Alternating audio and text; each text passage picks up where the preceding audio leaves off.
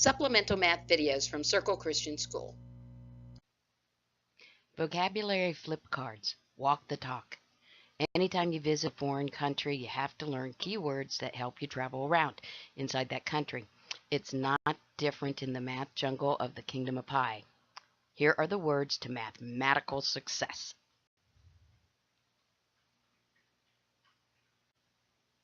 Note the setup of the cards here. There are two cards on each particular graphic here. The title of the card is up at the top. The dotted lines are the difference between front and back. So the first card, variable, on the front you would put XYZ.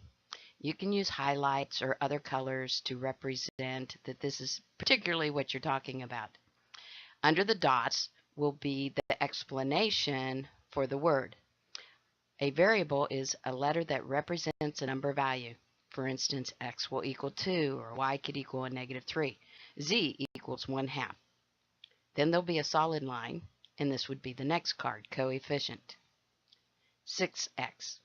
I highlighted the 6 because, and on the back side of the card, under the dots, you would write a number in front of a variable. X plus x plus x plus x plus x plus x equals 6 of the x's, or 6x. I think you're getting the idea here. Constant. A number without a variable. Variable term. A coefficient, a variable, and a power. All numbers in algebra have these three components. It's just that sometimes the coefficient is a 1. We don't have to show it. Sometimes the variable equals 0. We don't have to show it. And sometimes the power equals 1, so we don't have to show it. Variable expression and equation. The top one, EX, is an example of an expression. EQ is an example of an equation. Note the difference is really that one has an equal sign, one does not. An expression is a combination of variable terms, a math phrase, while an equation has an equal sign, a math sentence. I forgot my little parentheses back there. Maybe I'll put it in really quick here, just because I can. And there we go. A lot of times you can take a look at the words and find base words inside there, because a lot of the math words are built out of Latin. So for instance, equation, all right, equal, express, expression. The next card is inequalities. Inequalities is a comparison of numbers. Now, the student generally has a difficult time with these, not so much that you don't know that the big open part of an inequality is pointed toward whatever the larger value is. It's more how to read it. So just remember to read these guys from left to right. As I get to more than here, notice that the first thing I see is the open part, the bigger part, and it's open, so I know that that's a more than. Whereas with less than, it's the small part I come to first, so it becomes less than. I would like you to add the little thing at the bottom here, because when you solve a variable inequality in step 3, this is part of the kingdom steps, it's very important to know that when dividing by a step in -3, flip the inequality. Also, you might want to note just somewhere that an equal sign with a line through it means not equal. Two values are not equal to each other. Exponents. A base and a power. X to the power of 4. -6 to the power of 3. Y squared x cubed. Note that the base is the number that's being powered up. Absolute value. Forgot my solid line here, so we'll go ahead and put a solid line so that you know you have a new card. Absolute value. Absolute value is my laugh out loud. It is the distance from 0 on a number line. it is always a positive value because we're not talking about the number itself. We're talking about how many jumps it is from 0. Whether it's negative or whether it's positive, it is still just 6 jumps from 0. This happens a lot in measurement. Prime numbers 2, 3, 5, 7, etc. It's really good to know these up to 51. It is a number whose factors are 1 in itself. Composite numbers have multiple factors like 24. It has not only 1 times 24, it has 2 times 12, 3 times 8, 4 times 6. The next card, integers.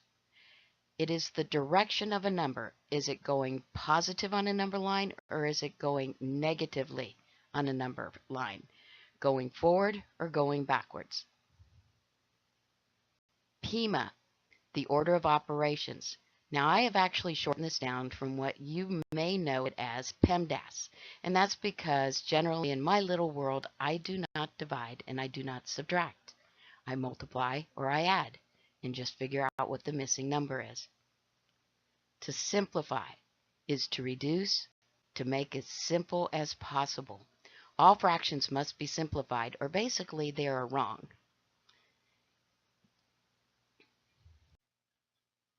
Okay, I found the long-lost reciprocal cards. Reciprocal, the flippy thing. When you multiply them together, they equal 1. We actually use this a lot in step 3 or the multiplicative inverse property. That if we have 6, that is 6 over 1. The flippy thing is that it's 1 over 6. Doesn't matter whether it's positive or negative, the sign's going to stay with it. So if I have a negative 3 over 4, the reciprocal would be a negative 4 over 3. Flip! Radicals, square root of 4, cube root of 8, square root of negative 1. You'll find out about those guys. They're a little bit imaginary. Basically, here's what happens here, that the symbols all have a name to them. The little square rooty thing, or the root, is called a radical. The guy inside is called a radicand. And whether it's being squared, cubed, fourth root, fifth root, sixth root, that's related to the power. What number was powered up to this is called an index. A radical is the root of a value. To evaluate, x equals 5. It means to replace the value. Now, anytime you take a letter away and you put a number in for it, I want you to get into the habit of always making a set of parentheses. This keeps the integers happy. In fact, I'm known to make a template. What I'll do is write down the problem, and anywhere that I've got a letter, I'll just put this little set of parentheses to begin with, and then put the number in. The next card is to solve.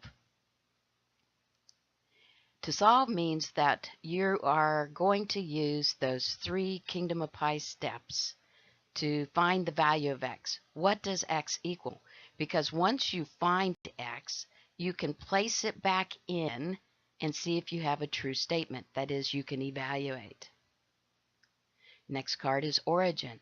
It is 0 on any number line, whether it's going from left to right, top of the page to the bottom of the page, or up to the ceiling, or down through the floor.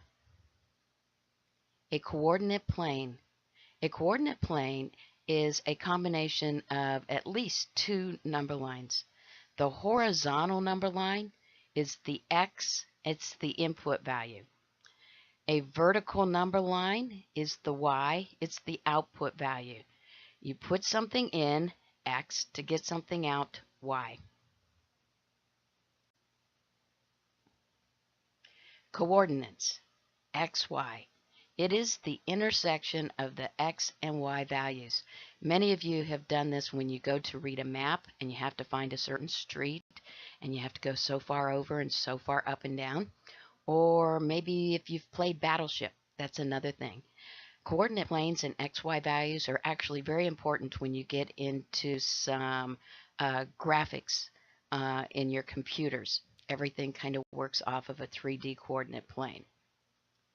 The next card, coordinate plane forms and formulas. You're going to have a front side of the card and a back side of the card. The front side of the card is going to be about the forms. There's a standard form, AX plus BY equals C. A, B, and C are real numbers. The X and Y is the input and the output. General form is AX plus BY plus C equals 0. All we did is set it to 0. And then the fancy one, slope-intercept form, Y equals MX plus B. The back side of the card is going to be the formulas. There's only 4. I recommend that you end up memorizing this in your algebra life.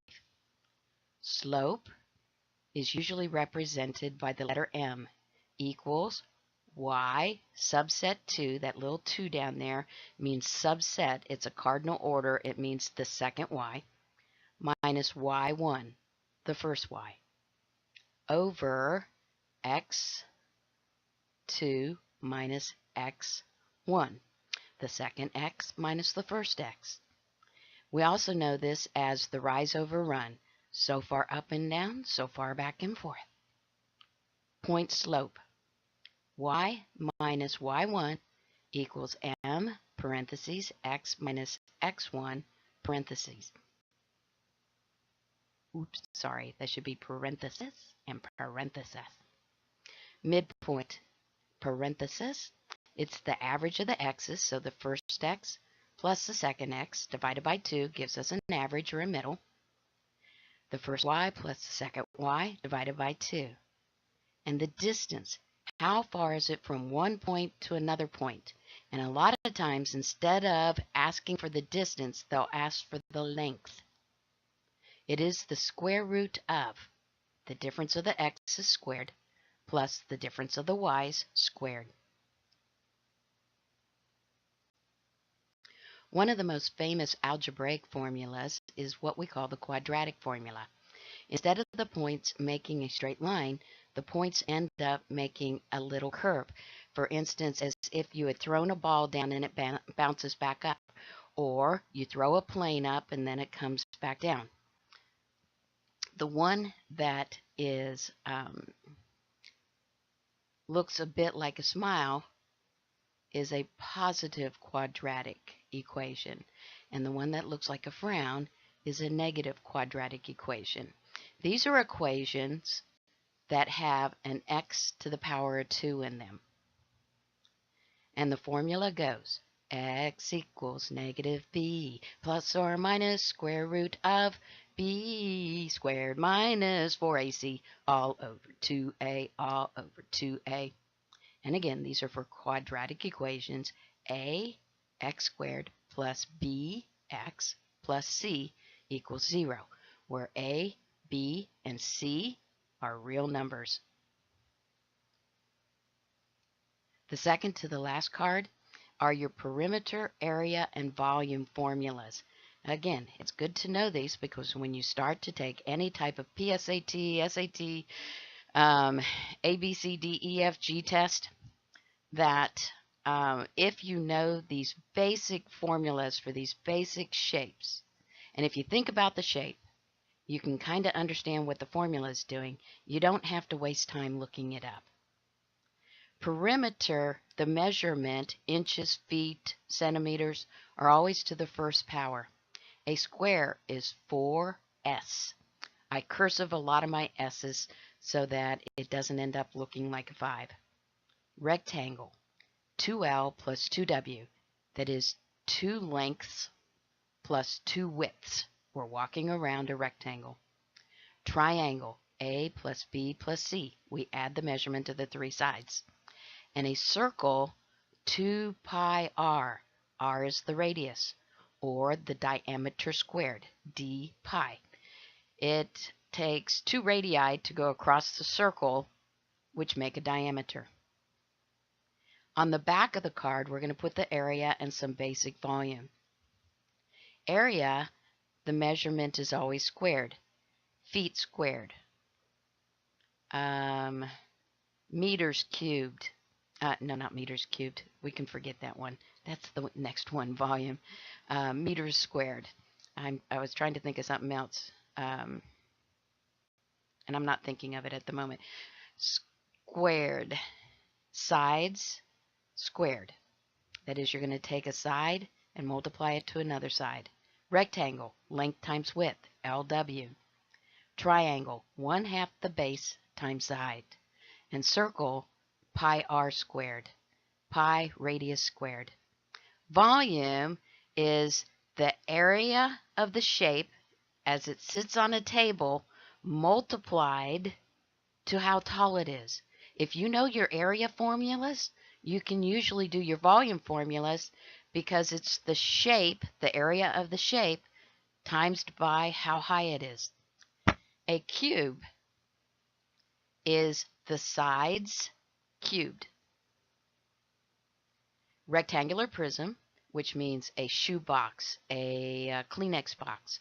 Length times width times height. Cylinder, a can of soup. Pi r squared, same as a circle. It's a circle so tall, h times the height. And a sphere is 4/3 because there's 4 hemispheres, and a cylinder is actually 1/3 of a cone is 1/3 of a cylinder, and there's these 4 cones that are basically happening inside here. Pi radius cubed.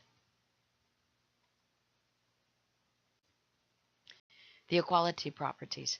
Now, basically, what you have to do in the kingdom of pi is know the language.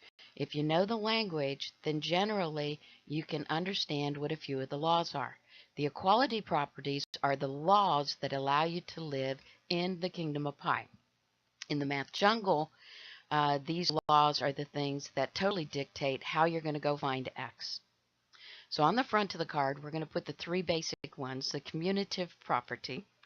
And commutative just means, if you think about commuting on a train in New York, you go into work, and then you take the train back home, back and forth.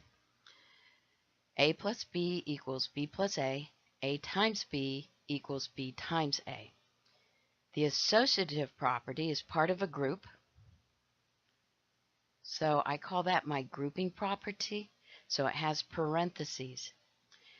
We have A plus B plus C equals, of course, A plus B plus C. But notice what we did here is we have the groups in different places. Grouping them in different places does not change the outcome of the values. One side still equals the other side. It also works for multiplication. And the last one, my favorite, is the distributive property, the property of multiplication over addition and subtraction, the power of the rainbow.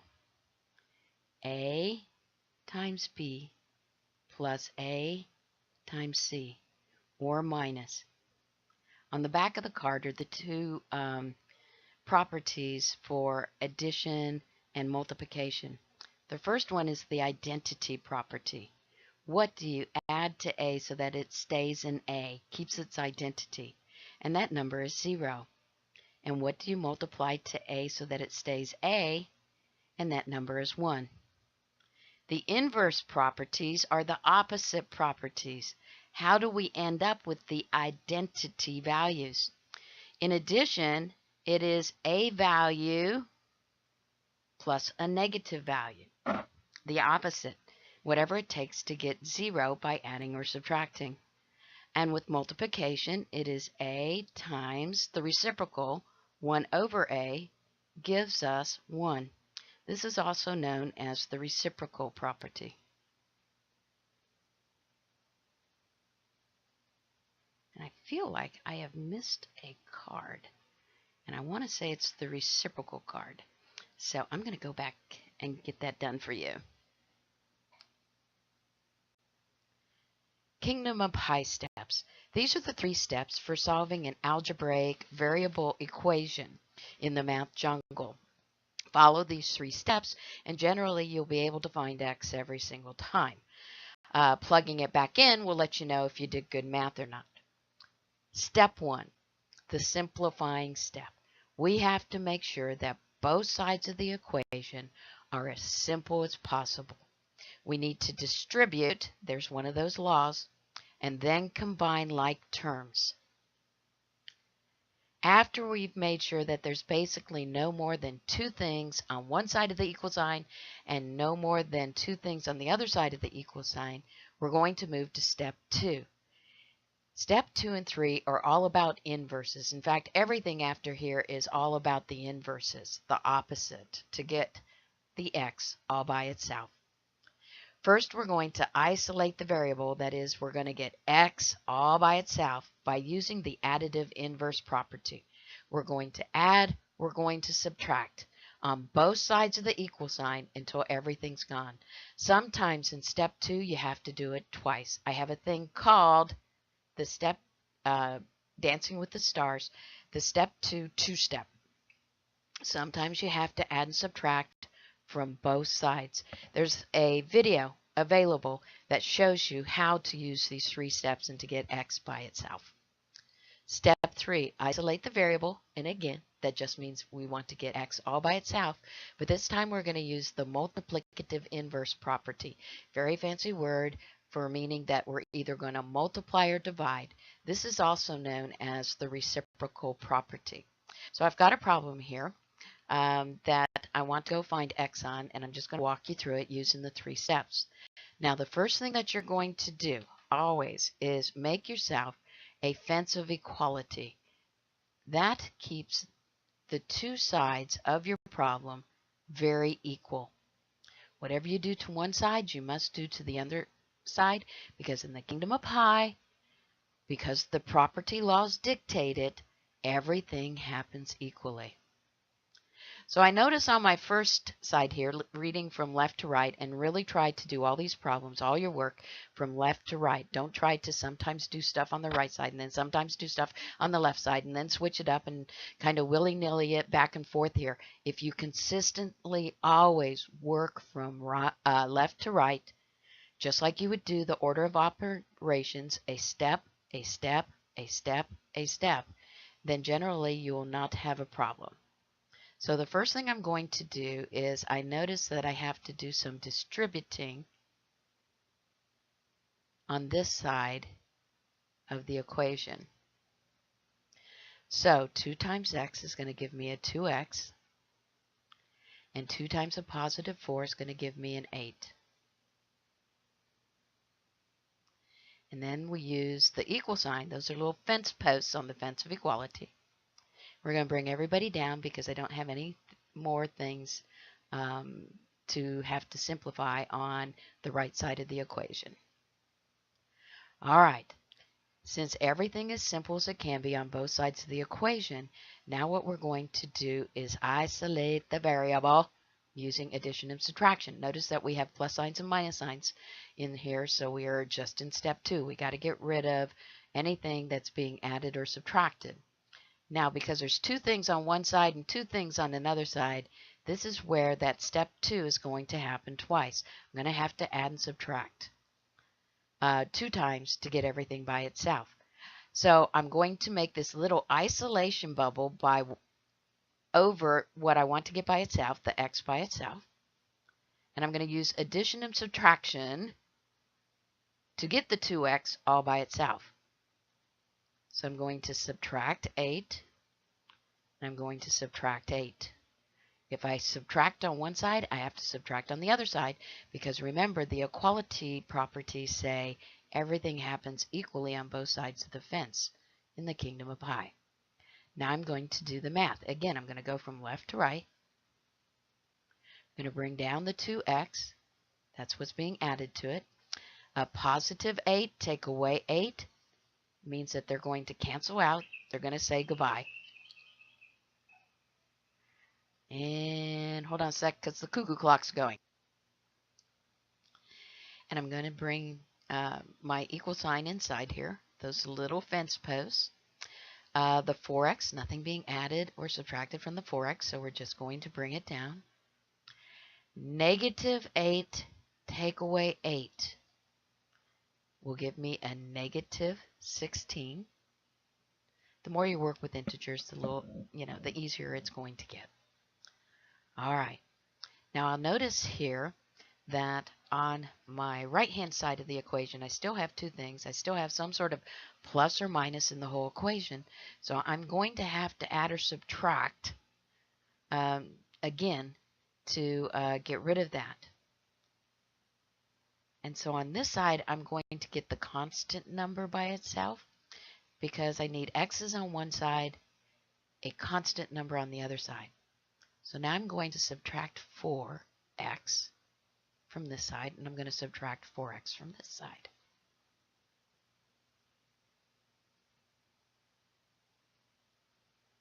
And again, I'm going to do my math from left to right. So 2x, take away 4, which means I started at 2 and I'm walking back 4 on the number line.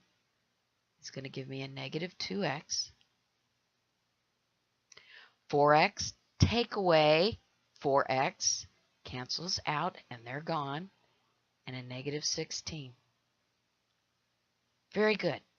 So now you'll notice that I have to build a little bit more fence to keep going here. And what I'm going to do at this point is now get the x by itself. There's no more addition or subtraction. That means I'm going to move to step 3, isolate the variable, get x by itself by using the multiplicative inverse. I'm going to do the opposite, either multiplying, dividing. Now the negative 2 here is being multiplied to the x. I want to get the x by itself. There's my little isolation bubble. And since the negative 2 is being multiplied, I'm actually going to divide by a negative 2, because any number over itself, whether it's positive or negative, always equals 1, that identity number of multiplication. If I divide by a negative 2 on one side, I'm going to have to divide by a negative 2 on the other side. That cancels it out because it just equals 1. And what we end up with here is x equals a negative number divided by a negative number is positive. Twin signs are always the same, are positive, whether positive or negative. So negative 16 divided by a negative 2 gives me a positive number. 16 divided by 2 is 8, so x equals 8. And if we plug this back in, this is our double check, and I'm going to move it into the middle here and just do the George Polya double check. He's a famous guy that pretty much perfected the fact that plugging things back in will tell you if you have the right answer or not. So I have a 2. Going to take the x away, plus a 4. And we're going to ask, does it equal 4, take the x away, minus the 8. Now we found out that x equals a positive 8, so I'm going to put an 8 inside here and do my two sides. Order of operations says we're going to do stuff inside the parentheses first, so we have a 12. And here we have 4 times 8, which is 4 times 8 is 32. Minus an 8. Still doing the check here. 2 times 12 is 24. And 32 take away 8 is 24. And we go, Eureka! I got the right answer. And kiddos, that's how it's done. If you can walk the talk, you'll be the most successful math student there ever could be in the math jungle as you live in the kingdom of pie.